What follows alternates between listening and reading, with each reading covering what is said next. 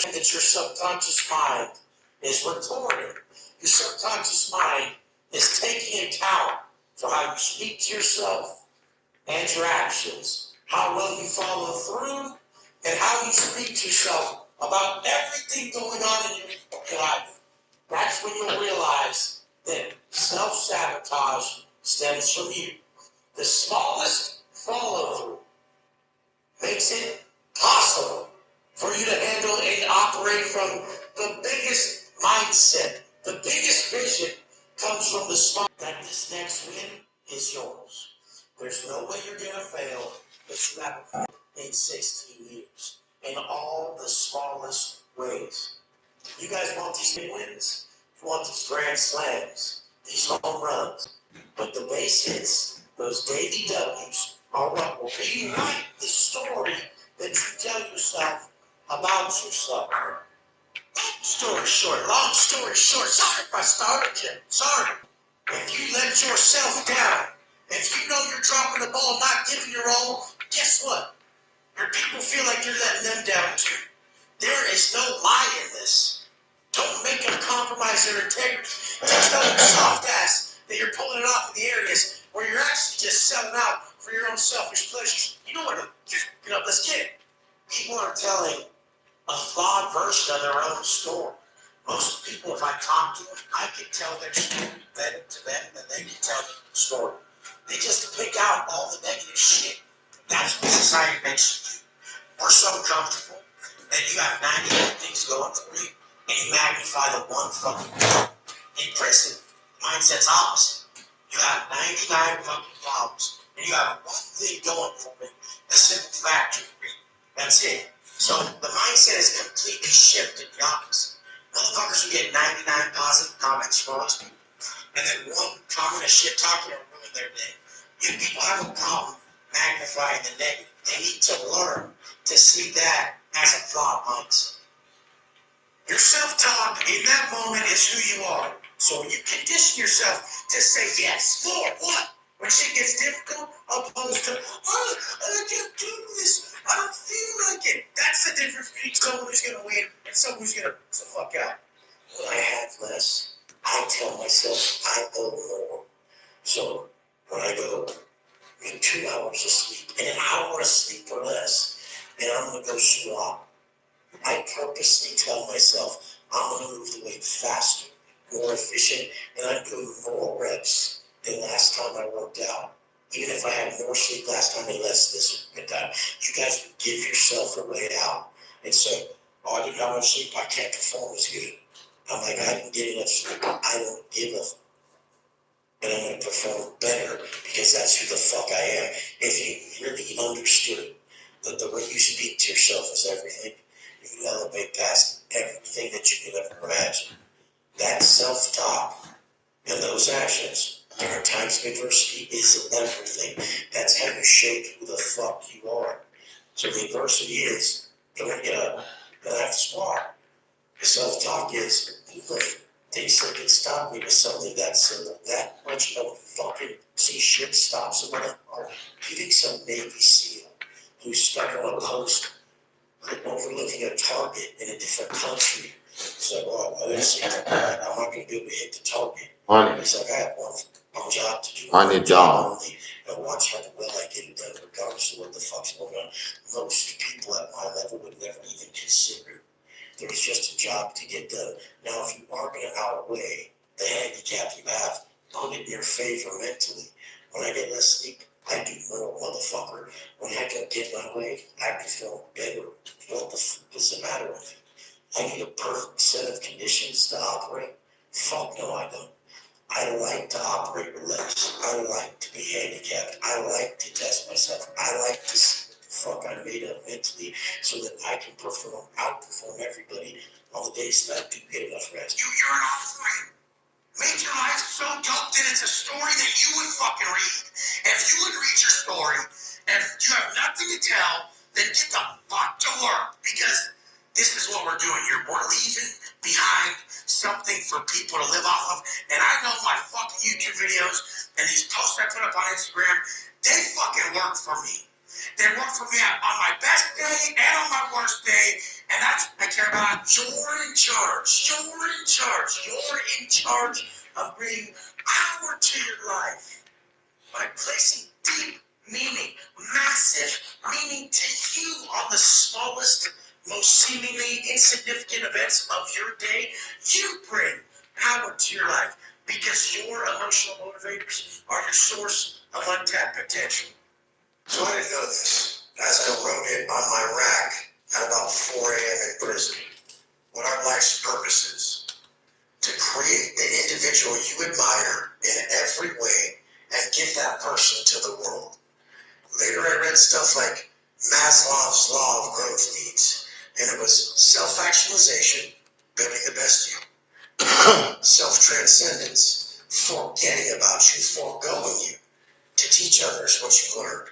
You guys, that's the goal. If you never become the teacher, you will be miserable. I'm going to give you the biggest tip that's going to get the top people where they want to go. I'm very forthcoming about my weaknesses. And my weaknesses are like fucking 99th percentile weaknesses that would, if I did that next 1%, would be 100%.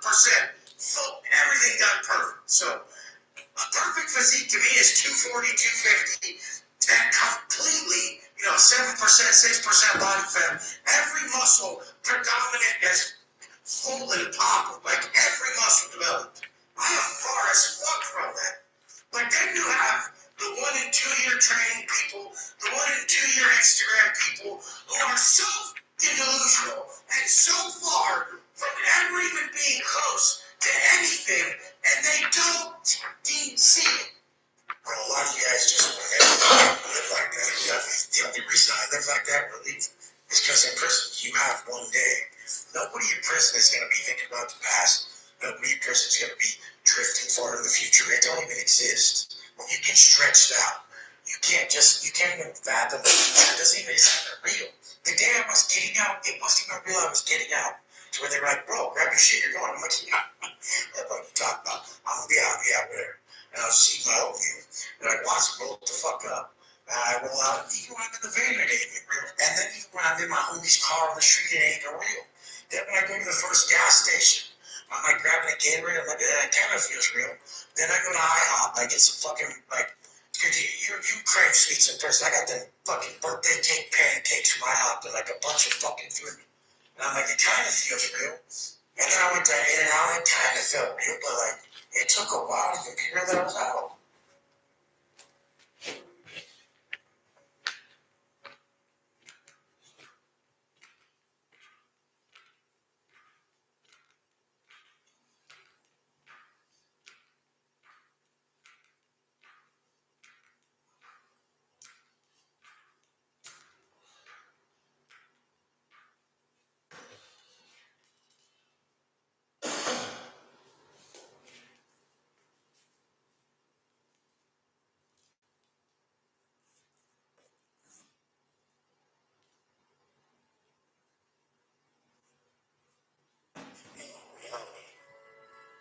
When conditions are met and they're perfect, everybody's not their best self. You would think that you are, but to be able to be positive in a negative environment like prison made me a lot more positive by default. And if you don't exactly have your perfect, I got my perfect amount of sleep, I did my yoga, I got my mind exactly where it needs to be. Now nobody's going to hurt me and be able to alter my internal state. That is not the person who's going to be bulletproof. The person who doesn't do any of this stuff their way, conditions aren't met. They come in, fuck, I'm pretty close to snapping already. If someone comes up, I have to be able to handle this and break character. I want everybody, when that adversity strikes, I have to see that as the vehicle, the turning point that's going to change your life for the better. Adversity reveals genius. Prosperity hides it. Don't wish for success so quick. If you're already too weak, it's going to kill you. Just let that adversity hit and let the wheels start turning. Sit in the pain and grow and change. In all reality, the test you're going through is meant to strengthen you for the thing that you need to do next. So you're just not strong enough right now. So what you have to do is weather that time, that adversity, and during those times of adversity, through your self-talk and your actions, you're actually building your core beliefs and your values and who you are inside. So during that test, you have to upkeep your self-talk and your actions. So if you stay hard during a hard test, you'll come out harder and ready from the test. If you keep your self-talk positive, affirming, and savage during that test, you'll come out a beast. But if you're a pussy during that test, say you're going through a divorce or something, and you're just like, oh my God, she left me. I'll never find anyone like her. I don't even want to keep going. And you fucking talk to yourself like that. That test that you were given of the divorce will actually just turn you into a straight. How you're acting during that adversity is how you'll be the rest of your life. If during that adversity, that divorce, you're going, I'm glad I was loved by her. Some people will never have the chance to be loved in their life. And I was loved by her. It didn't work. It's very common for relationships not to work. I'm actually experiencing the most common problem in the world, and I'm crying about it. This is very normal. I'm going to come out of this stronger. I'm gonna right my wrongs that I did in that relationship and come to the next one better. This next person's going to get a better version of me that the last person didn't get. And I'm going to thrive from this adversity. If you talk to yourself that way, you applied that, you'll come out on top of every event that you face stronger and better. I'm not going to wait. I'm going to wake up and get it done. Because I never miss. There's never been something that I opted out of that was aligned with the life I want. The life that I want takes certain thoughts, takes certain actions, and takes a certain level of energy. The energy that I have towards it is that if anybody deserves it, it's me. When you string together perfect days, checking off each box of everything you had on your list today to get you where you wanted to be, that's how you exponentially increase your rate of vibration. Day in, day out, living in complete alignment with your authentic self. Your authentic self, your highest self, is that vision of self at its highest capability. That your conscience is telling you should be dropping that drinking, quit eating that food, drop that 15 pounds you need to, be a better man. These are all so fucking easy. They're all common sense, and they're all being told to you every day, but you're not fucking listening. My definition of success is across the board. If you're not ripped, if you're not rich, if you ain't rare, if you don't stand out, if you ain't across the board successful, it doesn't mean fucking shit to me. If you got straight tits and you're in your Rolls Royce, you look like a fucking clown to me. I'm just laughing at your dumb fucking ass. But this is the whole fucking point. You have a weakness. Change it, motherfucker. How the fuck are you going to lead people if you don't realize your weakness is their way out? They're not going to listen to you. You're sitting there possessing shit that they don't want to have.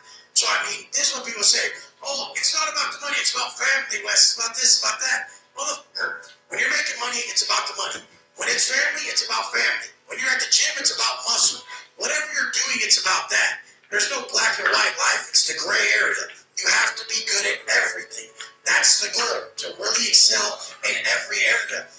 I roll in most rooms with successful entrepreneurs, and it's pathetic. They'll have like a before and after picture of their fitness shit, and their after picture looks like their before.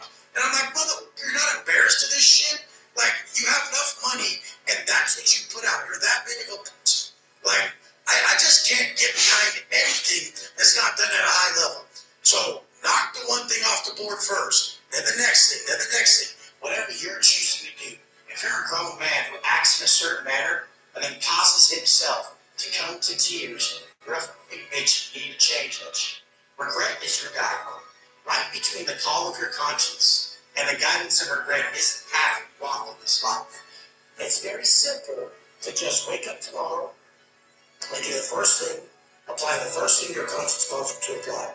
Without fail, keep that in your life. The next day, the next week, or next month, the next thing, the next thing, the next thing, the next thing. Till you remove everything that's keeping you from your natural state of consciousness, which is high frequency acid. The low frequency shit only comes from the constructs of the sensory world that was created by man to keep you from your power. You have the power. Everything that already exists within you to heal anything that's ailing you. Say we're reading a book, and it's got all these platitudes. The whole book is 300. self-talk, said change, all this shit. Turn the book around. What does God better look like? Does he really practice what he preaches? And the whole thing is I hope a lot of these motivational speakers that are jiggling across the stage. Got $300. I'm not calling them out. I'm calling them up. I'm calling them up to their greatest potential. Because, I mean, we don't miss a day. I like how you said you don't miss a day at 4 a.m. for your life. I love when I hear someone say something with that much conviction. And that's the thing.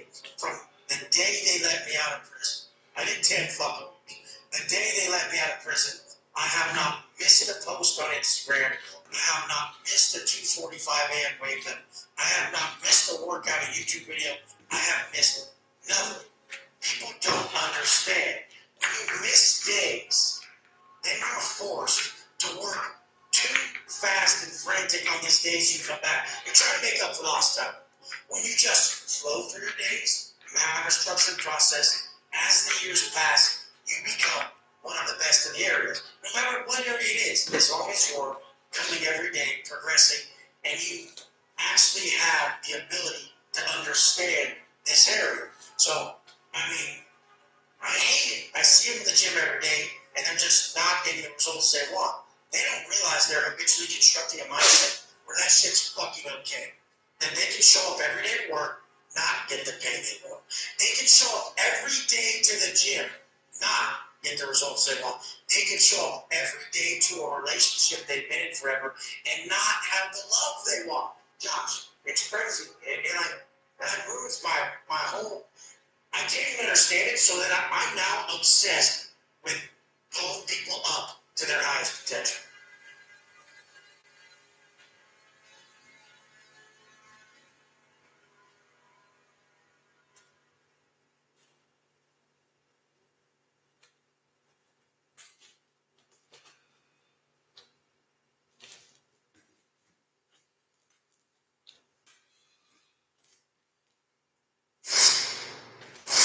People didn't think I was human. They thought I came from outer space, man, from some spacecraft that landed down here in this formed Goggins, from the rocks, the soul of the earth. That's not how it is, man. I see where I'm at today, but I know where I come from. You had nobody anyway, brother. Look around you. There was no fucking me. It was you. There was no weight loss program. But that way you can do it, you can be better. Trying to build belief. You built belief when you had nothing. Rock bottom. I was an insecure, scared kid. And the only way I could find myself was to put myself through the worst thing possible. 1 second. Think about it. You crossed the finish line, so 1 second. And when you figure it out, when life has you gripped in a vice, and you can figure that out, that's when you overcome. That's when you overcome. And that's why that one moment for me in that tub, I didn't want anyone to take away from me. No one's coming back to help me. You have to realize you are on your own now. And whatever else you believe in, I don't care what you believe in, but on earth, it's a very lonely journey. And it starts with the accountability mirror, looking and saying, hey, my daddy beat the hell, he's not coming back. All these things are coming back. I have to face myself. And you have to own all those things that people may have done to you. Now it's yours. You got to own it. It's yours now to fix the problems that people did to you. That makes no sense. It's not fair. I get it. But if you live in that lowest me mentality, well, guess what? My dad did this to me. My mom did this to me. People who bully did this to me. You're going to always live right there. You have to figure out ways to move forward because you're not coming back. It starts with the mirror. I call it the accountability mirror in the book. Your mind starts to say, this is stupid. But if you are already knowing that this is going to happen to you, you have all the answers to these questions that your mind starts to give you when you're in suffering. And that's what I realized. Make sure that your visualization of those moments over and over. Over and over again. You have to be there over, but not there at the graduation. Okay.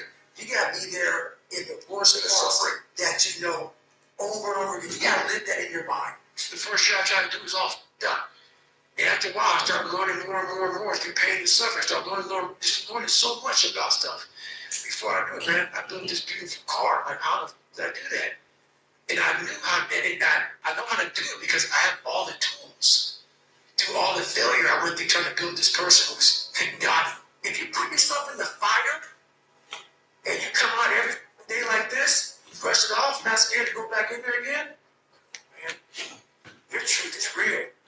You come out every day, man, with a way of talking to people that people don't have. Because there's no truth behind it. And the truth is starting. You sit in the ugly mirror and say, I'm this and this and this and this. You finally started your life. Maybe 40 years old. Maybe 40 years old.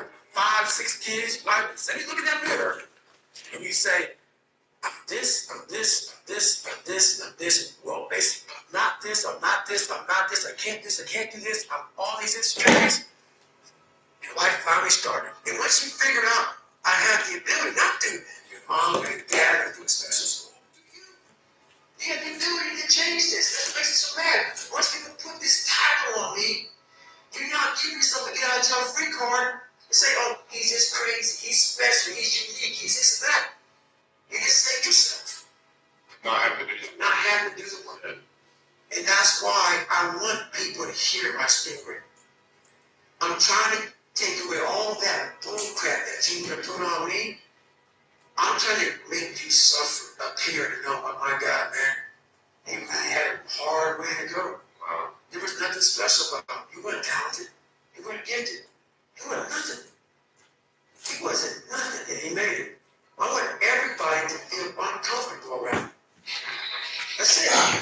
Because I want you to go home and think about yourself. Yeah.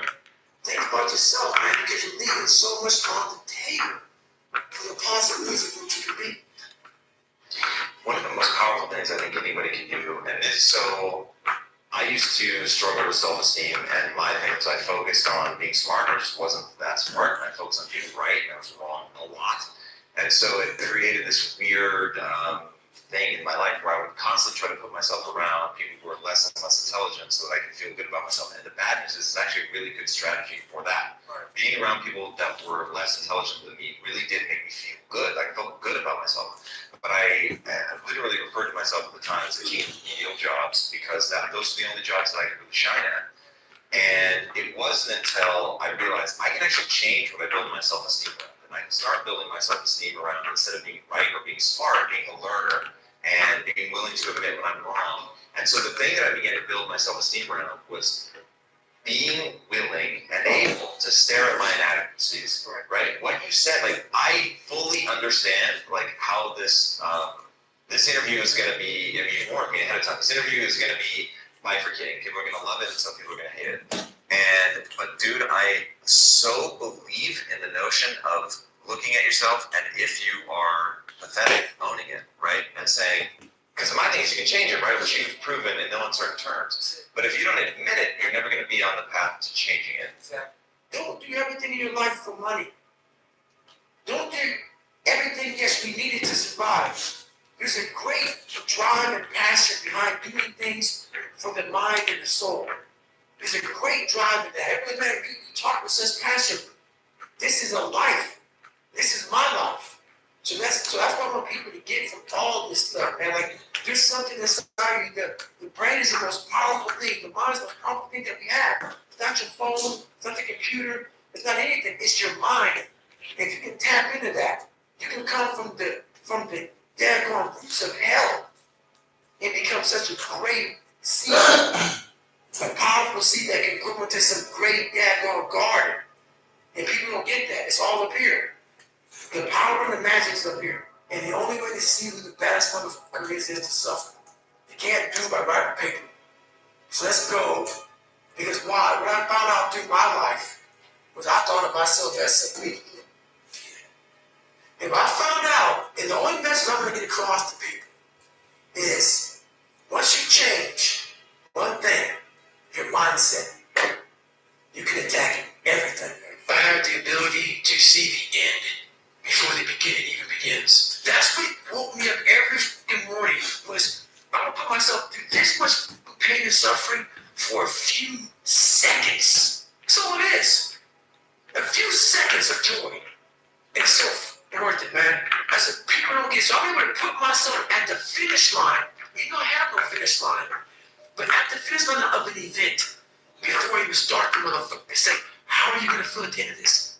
I did all of the work alone. And while I'm still hard on myself, $500. I know what I did. So whenever times get bad, I go, well, I'm still carrying the bullshit up. That's real. I hate that people know me for that guy, because that guy's not average. When they see me, they want that energy. That's not me every day. I can extract it immediately when I need you, because when you train alone, and I lived alone for so many years in this misery, and you're able to get out by yourself, I can take myself to such a level of real passion and purpose, and like, the feeling I get is something I can't even explain. I don't need anyone. That's why people come to me to motivate them. No one can motivate me. I have a resume full of the motivation. That whenever I'm down, like, you know the truth. You know the truth. You know the darkness of the dungeons, the deeds of God. And then from there, it's like, oh, okay, you were there. You know this. There was no one there to pick up the rucksack, to pick up the boat, to pick up the log, to go in there. It was you. It was you. There was no pattern back at 300 and at 275 and 250 and 220. No, that was you. So those things that come out of me, that extract from me in the darkness, people are looking for that pattern back. Where is it? Oh, I don't need it. Because what I've done is in the unseen work. I feel you have to live to win what you can and build the body on. Start callousing the mind so you're ready for combat outside it comes. It's going to come. And that's what I realized at a young age. I had no body armor. I had no callus. So when mine came at me, I ran, I ducked. I lived in the fetal position, trying to get away from life. I wasn't protected. I didn't protect myself. I had nothing. So I realized I got to form an armor. So I don't have to lie to you to make you like me. So I'm not approaching people feeling insecure, saying they have all these material things that they have. When you have that body armor, you tell people, hey man, I'm not real smart. But I try real hard. I won't win this race, man, but I've been running for the last 4 years every day. That's pretty good. That's the mentality that you need to have. Look at people knowing, I know you and everybody else has issues. So why am I worried about how anybody thinks of me? We're all in the same boat here. Some folks may be bigger than others, but we all have problems. So be it. We're all in the same boat. Walk us through, because this is one of those crazy stories. I can't imagine how you pulled this off. Your first ultra marathon, which you got into like really fast, and why you did it, because I think that's incredible. So the first ultra marathon wasn't smart at all. So basically what happened was, I was at military free fall school with Morgan Luttrell. Morgan Luttrell, if you guys don't know, was the lone survivor. He died. He was in a bad op bad. He was the only Navy SEAL that lived. Long story short, gotta get the book, read Lone Survivor, great story. Morgan is Marcus Luttrell's twin brother, and I was there with Marcus. So what happened was, myself and Morgan were in free fall school at the same exact time. Marcus was in the worst incidents of history. So I knew that Marcus might be dead. He wasn't dead, everybody else was dead. So I actually brought Morgan, I actually told Morgan, hey man, your brother was a bad incident. I don't know if he's alive, I don't know what's going on. Long story short, Marcus is alive, and I go on to want to raise money for families. All these guys died, we all had kids. I want to raise money for the Special Operations Warrior Foundation. It's a foundation where 100% tuition goes to these kids to go to college, full tuition, whatever. So I found this great foundation. I'm going to raise money for it. So I said, you know what? I have to Google something that's easy, something very hard. Nothing about ultra marathons. I hadn't even run a marathon. I knew nothing about this world. So I Googled be on the top 10 hardest races in the world. And what comes up is a bad water 135. So 135-mile race through Death Valley in the summertime. I thought it was a stage race. I thought it was a race where you run 20 miles, set up camp, barbecue outside, and then go run some more the next day. So I called the race director up the race and said, hey, Chris, his name was Chris Cosman, I want to do your race. So we had a long conversation. I was much heavier then, and I hadn't put running shoes on over a year. How heavy are you at this one? I'm around between 240 to 270. Whoa. I'm in there. I'm in that race. My weight has varied a lot through the SEAL teams and out of the SEAL teams, so I was a heavy guy. But the long and short of it all was I hadn't put running shoes on over a year. I was a big time power lifter. I lifted weights heavy. That's what I did. I just got back home from Iraq, went straight to free fall school, and then this happened. I have to live what I say. I gained all this knowledge. If I stop today, the knowledge is gone. I have to go back deep to retrieve it. I don't want to go back deep to retrieve it. I want to be able to call on it now. That's why I do these things. I know when not doing them will get me. To be something that gave me pride. To be something that made me feel. It's not about money. It's not about success. It's not about people. Oh my God, that's David Goggins. Sign my book. No.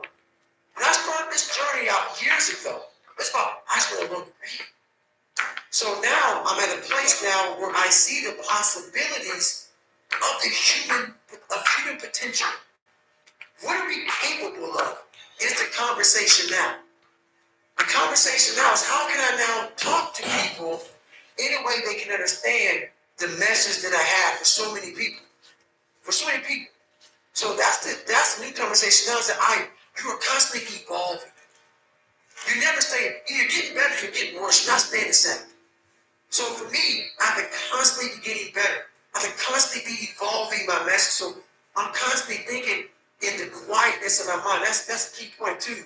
The world is so fast-paced. The world is so noisy. So my conversation now a lot of times is, my God, slow down. The world can take you here, be there, be everywhere. And I lose myself sometimes. So I catch myself in the airport, I catch myself in the plane while I'm writing stuff down. Okay, remember this, remember that. Okay, hang on a second. What got you here? This isn't what got you here. Slow the down. Go back to the quiet place of that dirty mirror in that $7 place you used to live in. That's where you grew. So that's what I'm constantly reminding myself, go back to your roots. I'm not saying go back to hell. I'm saying don't forget where you come from. As you start to explode out of the gate, when you become someone, my conversation is do not forget your roots. Human growth. That's the biggest, like I said, my biggest trophy. That's why I turned down $300,000. The biggest trophy in life is what I've learned. Like this, if I could put some bread in somebody's head and say, here you go, Merry Christmas, they'd be a happy person. What I found out is that with no crowds, no one cheering for you, no races, no finish line, it's an amazing thing I learned in my mind. By no one cheering you on. Like what that is every morning I do what I do. I don't have a trainer waking me up. There's no one saying, David, you have to do this. I don't have to do anything anymore. I've done it. That's the beauty of all of this. Knowing that everything I talk about, no one even knows what I'm doing every day. And I know that I'm grinding like a motherfucker. I'm gonna fix all this shit. I know if people want to find peace, immediately. And this is where people don't like me. I don't believe that. You can find yoga and all this other bullshit. I stretch out a lot and I believe in yoga and all this great, but you're gonna find it in some. You're gonna find peace going with yourself. We all got you. We all got you. People look at me, and the reason I'm gonna do it resonates with people because I don't hide. I'll tell you exactly the guy I will admit to it. People are great at hiding. So they want to just find peace. No, you gotta take your shit. Fix your stuff in you. Don't just shove it under the rug. Fix it, and then you'll find some peace later. The fulfilled human being doesn't need to bring anyone there. All they do is to build you up. So you gotta be weak. That calls you out of your name. That bullies you, that messes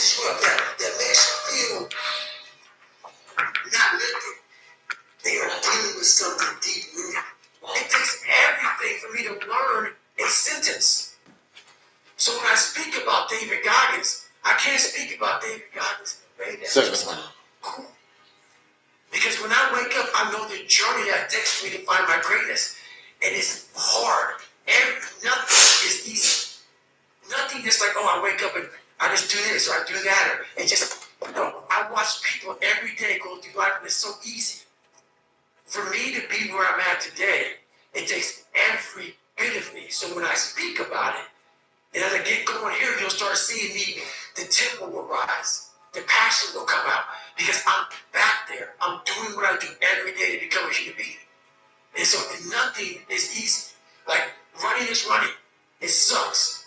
But you have a choice to make. Do you want to sit down and go back to that guy you once were?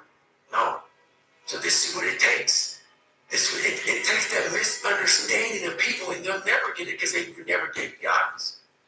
So that is what it takes for me to do what I do. It may take you something differently. So for me, everything has to be in the study. Everything has to be in this. Everything has to be everywhere I am. It has to be there. Me.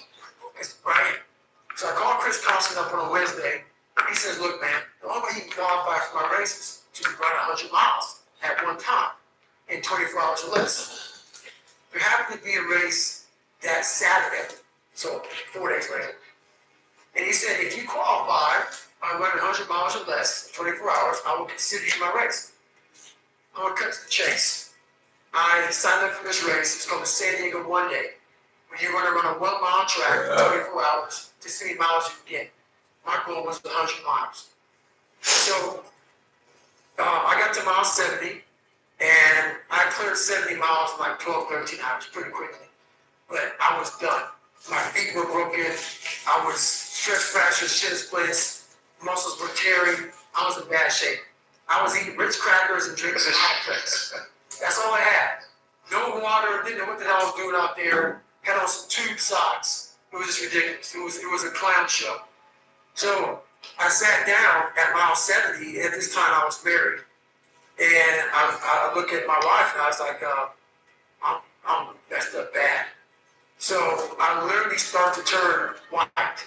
And when a black guy turns white, you're pretty fucked up.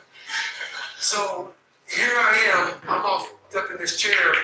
I'm at mile 70. They got 30 miles to go. I'm jacked up. I got to go to the bathroom. The bathroom's like 20 feet from me. It's a porta potty. I can't get off the chair. So I'm peeing blood down my leg. Whoa. Putting up my upper back. And I got 30 miles to go. And I can't stand up because my blood pressure's all messed up. I've been in 3 whole weeks, ready to school, overcome so many obstacles in my life. This last 30 miles of this race is when I realized a human being is not so human. We have the ability to go in such a space. If you're going to suffer, and I mean suffer, your brain and your body, once connected together, into being, what's motivating you? So, and stories I'm telling you about what I did in my life. Once I stop living that, I'm no more. Yes. I am not the fucker that you are now being motivated from. So right now in the mirror, I now got back to guidance. I'm now back to running 100 miles. I'm now back to getting, I talk to my girl about all the time. You travel, you speak, you all this shit. It's all great and dandy for most people. I'm guidance. What makes me me is the dungeon. And yeah, and people are like, oh my God, I figured here's my God. You don't have any peace in it. Don't get it twisted. Weak people who hear you get all fucking poopy pants for how I talk. So be it. What changed me was I had to be hard on myself. And I had to continue to grind myself into a fine dust. Period. That's where I feel good. I think I accomplished something. If things come easy, it's not fun. I must fail at something repeatedly. It has to haunt me. And then once I complete it, I feel like I accomplished it. I've already done this a million times. And that's the one thing I practice overnight. But also, the most important thing is I practice that feeling of accomplishment. I'm going to have it's all said and done with. Your mindset, how you can picture yourself, how you can focus, how you can try, how you can put yourself in so many situations, get out of it. Because those headphones we listen to, those phones that we Google to find information. There's so many situations in my life where that's not going to help me. I'm always looking for the next challenge. I'm never satisfied with, oh, I did that. Like, I became a SEAL. I was an Air Force guy. I became a SEAL. I went to Ranger School. I tried out for Delta Force twice. I'm always looking for what is next, looking for those uncommon men and women, uncommon people. Because I'm trying to grow. You are your own hero. You are your own leader. You are your own master. And that is a big one because we idolize so many people. And we want to be them. We want to be someone else.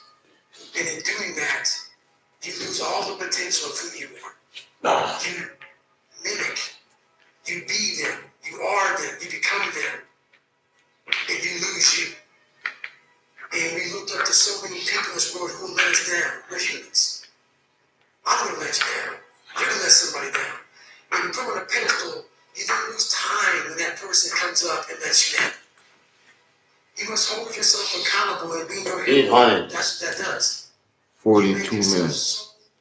Totally accountable for who you are. You focus on you and only on you to become the best person you can be for others. Because we leave a lot on the table, not searching who we are. And then therefore, you die not knowing your greatest potential. No one helped me. No one felt sorry for me. No one looked at me and said, like, this day and age, they'll take you in and they'll tell everybody, stop picking on this person. Back then, they didn't care. What I realized is for me to become the man I wanted to become, I saw myself as the weakest person God ever created. But I never blamed God for anything he did to me. So I wanted to change that to be the hardest man ever created. Am I that? I don't know, but he had to have a goal. And my goal when I was sitting there, not going to school, being bullied, having no self-esteem, my goal was the only person that's going to turn this person around is me. The only way I can turn it around is put myself through the worst things possible a human being can ever endure. And that'd be the only way that I can build this brain to handle anything that comes in front of it. Callous my mind through pain and suffering. The one thing that made me who I am today is being vulnerable. It's breaking myself down to the absolute rock bottom and being able to tell people who I am. I was a fat guy trying to be a Navy SEAL now, and my life had come to this crossroads. I'm like, man, you have to go right. And no one was going right. Everybody was going left. Like, you have to go right. And to know the pain and suffering I was about to endure by going right, the amount of accountability and failure I was to witness and suffer by myself alone on this journey, it's that mentality of I'm going to pick up that Pulaski and I'm going to take this fire line to the end of this. That's that mentality I never want to lose. I never want to get so nice where, oh, yeah, I did it, man. I did it. I did it. I'm good. That mentality of I'm willing to pick up that shovel and I'm willing to dig a 3 mile line. There's something about that mentality that I'm ready to go to work at any time. And that's what keeps me, those are the sparks. Never pick the easy road. Never. And it always goes back to kind of the hero mentality. Never pick the easy road. Ever in your life. That is the one road that is doomed. It is doomed. If you want something like 6-minute abs, all these different things, if you want it so fast, you may achieve what you wanted, but you want the permanent fix. The permanent fix comes from the hard road. The hard road gives you permanent results. The easy road gives you the quick fix. You won't go back to where you started on the easy route.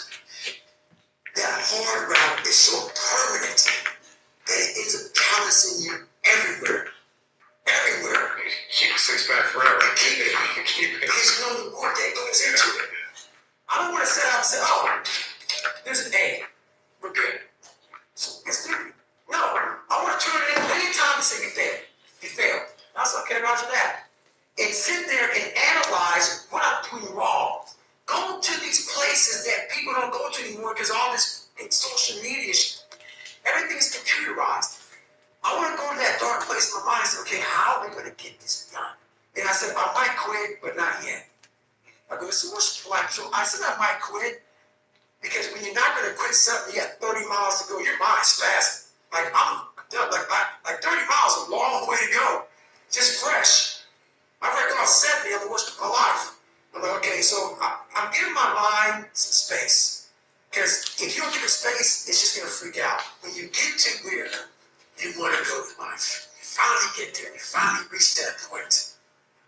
And you're there. And you're happy as hell. Realize this. You're not there yet. When you get that feeling that you arrived, be afraid.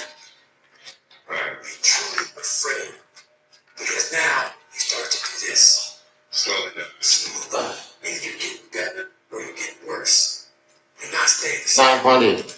So you get to when you think 46 minutes. and you sit back. Right, I'm on the lift. I'm climbing 29, 0.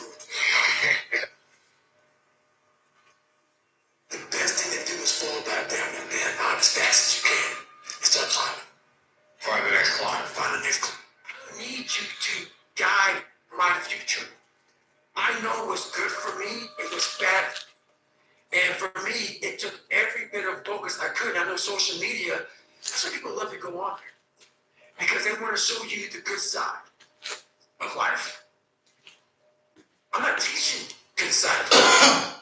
So I had to figure out a way, when I came on in 2016, of teaching you what life really is for the majority of us is hell. And so, while people love to show you the cars and the house, the vacations, all that's good, all that's happy. I want to show you the side that no emotion you're going through. And people hide very well. I don't want to hide. I hid for 24 years. That's why now I told you, we can talk about whatever you want. Because as human beings, the first thing we have to learn, also studied real bad growing up. So if you hear me stutter every now and then, it's because that was part of my life also. So it's funny, human beings want to show you the best side. And they want to hide the worst side. For me, I'm going to teach you how to be vulnerable. That's the only way you fix yourself. What motivates me now is that there's over 600,000 people looking at me saying, oh, God needs a summer out there. He's somewhere out there getting after me. And I am. So you ain't ever alone. I'm out there somewhere. And 600,000 people, there's a chance that when you're working out, I can't remember, in Washington, D.C., and I'm in Nashville, there's a good chance at the same time we're getting after you. No one's perfect. No, I'm not perfect now. I never will be. You're not, and you never will be. But you're better than you were yesterday. You're gonna be better tomorrow. The mind always has the tactical advantage over you. Why is it? It knows your fears. It knows your insecurities. It knows where they're hiding. But you can't hide. Can't hide from that motherfucker, man. That motherfucker has a tactical advantage on you, son. That's gonna get you, man. It's a beast. What made me are the self, not just disciplines, the self-disciplines of life. And those are always in front of you. If you have any, they're always in front of you. And so that's my heart stop. The mind will trick you. And they say, this sleep in today, you deserve it. And sometimes you don't deserve it. So there's that fine line of the mind, get the practical advantage of the be like, I work too hard. And you never been hard enough. Put the shoes on and get grinding. The only way you're ever going to get to the other side of this journey is you have got to suffer to grow. To grow, you must suffer. And some people will get it, some people won't. But they have to see what their journey is to start their journey. Several people live to be 100 years old. They have great lives. They have great kids. The kids go to college and all sorts of stuff. But somewhere in their life, there was a point where they had a decision to make. They can go left or right on this path. Left was the easy route. Right was the hard route. A lot of people take the easy route. And they had a good life that way, but the better life was going to the right side. And you may have 20 years of pain and suffering to get past it. But a lot of us die never truly starting our journey. And I would tell this young person, you got to start your journey. It may suck. But it will come out the other side and you're coasting. So I train every day because why? As my mind and as a human, it's supposed to move. Every day is supposed to move. And I'm not saying get after it every day. Get after it, just do something every day. Ride a bike. Like, if you're real tired from working out hard, ride an easy bike, spin. What's motivating you is I'm telling you about 1,000 what I did in my life. Once I Raptors. stop living that, I'm no more. No matter what you're going through right now, whether you're 7 years old or 77 years old,